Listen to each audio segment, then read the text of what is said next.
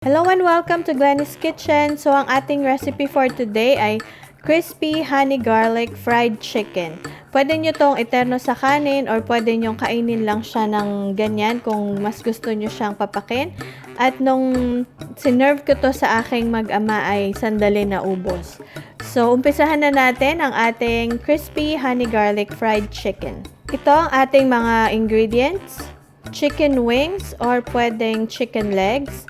8 cloves of minced garlic, half a teaspoon minced ginger, 1 teaspoon vinegar, half tablespoon brown sugar, 1/4 cup soy sauce or toyo, 1/4 cup honey, 1 cup ng harina, all-purpose flour ang ginamit ko dito, half a teaspoon black pepper or paminta, half a teaspoon ng salt.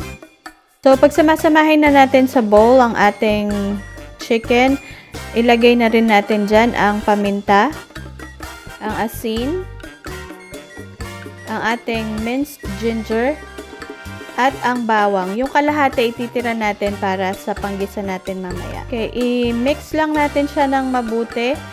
Make sure na halong-halo siya, na even yung distribution ng ating mga ingredients. At pagkatapos niyan ay pwede na natin siyang balutin sa ating harina. Balutin lang natin siya yung hindi masyadong makapal na harina. So yan, ibabalot lang natin ang lahat ng chicken.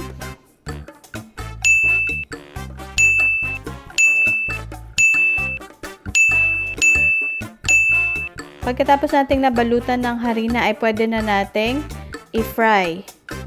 Pag mainit na yung ating mantika, ay pwede na nating ilagay yung ating mga manok.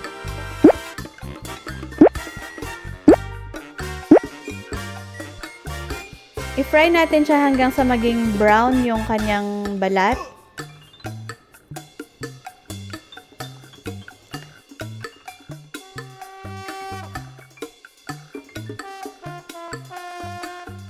Ilagay na rin natin yung second batch ng chicken. So, ito ang secret para maging crispy yung ating chicken. I-double fry natin siya. So, hayaan muna natin na mas uminit pa yung ating cooking oil. At pagkatapos, pag mainit na yung ating cooking oil, ilagay na ulit natin yung ating mga chicken.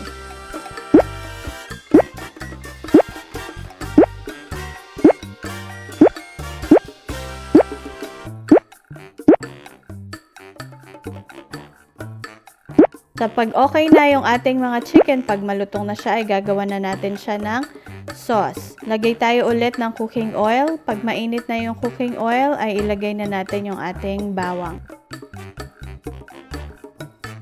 And then, i-add na natin yung vinegar, yung soy sauce, yung honey, and yung ating brown sugar. At halu-haluin lang natin siya. Hayaan lang natin na maging parang mas malapot yung texture ng ating sauce at pwede na nating patayin yung ating stove. So, pwede na nating ilagay yung ating mga fried chicken and make sure na halong-halo sa sauce yung mga manok natin.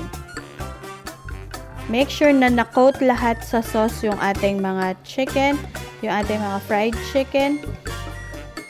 So, ito na ang ating honey garlic crispy fried chicken. Sana po ay may natutunan kayo sa ating video for today. Maraming salamat! Bye!